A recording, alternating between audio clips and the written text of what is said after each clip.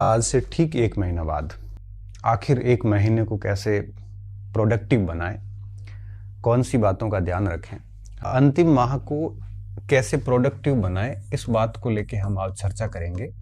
हमेशा इस बात को कहता हूं कि आप भली 3 साल तैयारी कर लो, अगर एग्जाम का जो लास्ट महीना है उस महीने में अगर आप डिस्टरबेंस क्रिएट कर लेते हैं या कुछ गलत डिसीजन ले लेते हैं या तैयारी का कोई गलत रास्ता चुन लेते हैं, कुछ गलतियां कर लेते हैं, तो उसका असर रिजल्ट पे सीधा देखने को मिलेगा। अंतिम माह बहुत महत्वपूर्ण होता है। पूरी 2 साल 3 साल की तैयारी एक तरफ, लास्ट महीना एक तरफ।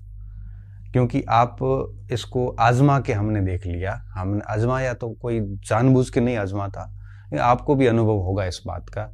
खूब अच्छी तैयारी थी परंतु लास्ट 15-20 दिन डिस्टर्बेंस हुआ और बच्चा सीधा फेल हो जाता है। क्योंकि आजकल इतनी अधिक पोस्ट नहीं है, सिलेबस इतने अधिक हैं, तो अंतिम समय को बढ़िया से यूटिलाइज करना बहुत जरूरी होता है। बिना उसके बहुत दिक्कत आ जाती है।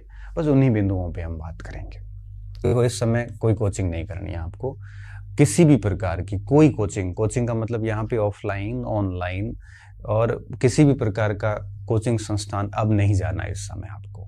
ये हालांकि ये 3 महीने पहले छूट जाना चाहिए, फिर भी आप अगर जा रहे हैं तो कोशिश करना कि अब मत जाना। अभी कोई नई सामग्री मत पढ़ना, क्योंकि कोई भी सामग्री तभी फायदा देती है जब हम उस सामग्री को 3, 4, 5 बार पढ़ते हैं। तो कंटेंट चेंज करने से सिलेक्शन नहीं होता। सिलेक्शन तब होते हैं जब आपके पास में जो भी सामग्री है उसको आप ठीक तरीके से पढ़ो। तो इस चक्कर में कोई नई सामग्री मत लाना, क्योंकि नई सामग्री इस समय आपको कोई फायदा नहीं दे सकती। तीसरा, अब इस समय टेस्ट सीरीज मुझे लगता है नहीं देनी चाहिए, क्योंकि टेस्ट सीरीज के जो पेपर आते हैं वो बेसिकली क्या होता है कि परीक्षक अपने हिसाब से हम लोग बनाते हैं। तो ऐसी स्थिति में लास्ट में अगर स्कोर वगैरह कम हुआ तो फालतू परेशान होंगे। कोई एक आधा टेस्ट बचा हुआ है तो दे दो आप।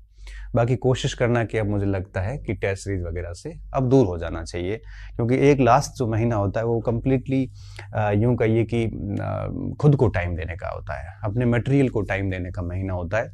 और सबसे महत्वपूर्ण और फॉरमोस्ट बात कि अभी आप इस यूट्यूब की दुनिया से भी बचना। अभी ये जितने भी मैराथन चलेंगे, कई सारे आपके महासंग्राम चलेंगे, पता नहीं क्या क्या चलेंगे, इनसे जितना दूर रहोगे उतना स्कोर अधिक होगा आपका।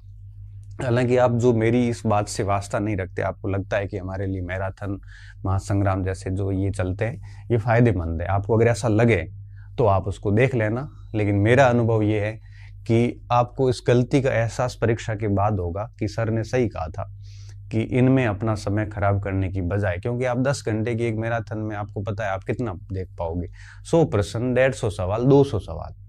और 10 घंटे के अंदर अगर आपका पहले बहुत अच्छा पढ़ा हुआ है तो 10 घंटे के अंदर आप एक रजिस्टर आराम से पार कर लेते, एक पूरा सेगमेंट कर लोगे आप। और वो सेगमेंट किया हुआ ज्यादा फायदेमंद होता है, ठीक है ना। क्योंकि होता है क्या है कि मैराथन में प्रश्न एक होगा, उसमें फालतू की बातें बहुत होती है, अनावश्यक समय खराब किया जाता है।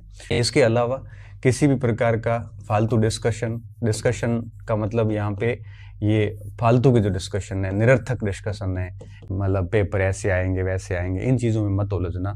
और ये डिस्कशन जनरली कहाँ पे होते हैं, या तो लाइब्रेरीज में होते हैं, या फिर आप सोशल मीडिया के किसी ग्रुप में होते हैं, और या फिर आपके जो चाय की थड़ी है वहाँ आप बैठे हैं तो वहाँ पे होते हैं।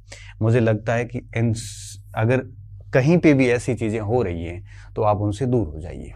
अगर आप लाइब्रेरी पढ़ने जा रहे हैं, वहाँ 4-5 साथी पढ़ने आ रहे हैं और वहाँ पे बैठे मौज कर रहे हैं, मजाक कर रहे हैं, मस्तियाँ कर रहे हैं, प्रेम प्रसंग कर रहे हैं, तो आप मान के चलिए कि आप कुछ नहीं कर रहे हैं, समय खराब कर रहे हैं। 4-5 साल बाद बूढ़े होंगे और घर जाओगे फेल होके, नौकरी नहीं लगेगी। मैं आपको आज ही कह रहा हूँ। अगर आप चाहते हैं कि सरकारी सेवा में आप जाएं तो आप लाइब्रेरी का मतलब लाइब्रेरी से लें। अगर आप फ्री के वाईफाई यूज़ करने जाते हैं, क्योंकि वहाँ पे जाके अगर आप ये प्रेम प्रसंग के चीज़ों में पढ़ते हैं, कि प्रेम प्रसंग का मैं इसलिए कह रहा हूँ कि ये मैंने देखा है, मेरे पास भी एक लाइब्रेरी है और जनरली मैं बच्चों से बात करता हूँ तो मुझे चीज़ें सुनने को मिलती है कि अधिकांश यही होता है कि 100 में से 10-20 बच्चे सीरियस पढ़ने वाले होते हैं, बाकी वाले बच्चे वो यही काम कर, कई सारे बच्चे ये काम करते हैं। अगर जो ये करता है तो उसका परिणाम में दिख जाएगा। मैं इन चीज़ों का विरोध नहीं करूँगा, मगर मैं ये आपको कह रहा हूँ कि अगर आप सीरियस स्टूडेंट है, पढ़ना चाहते हैं, तो फिर लाइब्रेरी में जाके केवल पढ़े ही, फालतू काम नहीं करें। अगर लाइब्रेरी में डिस्टर्बेंस हो रहा है तो रूम में बैठ के पढ़ें। रूम में बैठने के पढ़ना भी बहुत बढ़िया तरीके से हो सकता है। सोशल मीडिया के विभिन्न ग्रुप्स जहाँ कहीं ये फालतू डिस्कशंस होते हैं, इनसे बचें, क्योंकि ये आपका मूड खराब कर देंगे पूरा। सुबह उठते ही कोई न्यूज़ आ जाएगी, पूरा दिन आपका खराब हो जाएगा, पूरा दिन पढ़ने में मन नहीं लगेगा। और ये चाय की थड़ियों पे जाके वहाँ पे 2-2 घंटे बातें ठोकते हो, वहाँ पे ये तो हम देखते हैं, जयपुर जाते हैं कभी भी देखते हैं, चाय की थड़ी पे बैठ के 15-15 20-20 मिनट देश दुनिया की राजनीति करके आ जाते हो। ये चीज़ें मान के चलिए आपको दुनिया से पीछे ले जाती है।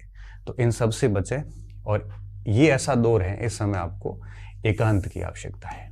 एकांत में रहें और सिर्फ अपनी लिमिटेड सामग्री के साथ में आप है वो उसको भलीभांति तरीके से पढ़ें, तभी चीज़ें बढ़िया होगी।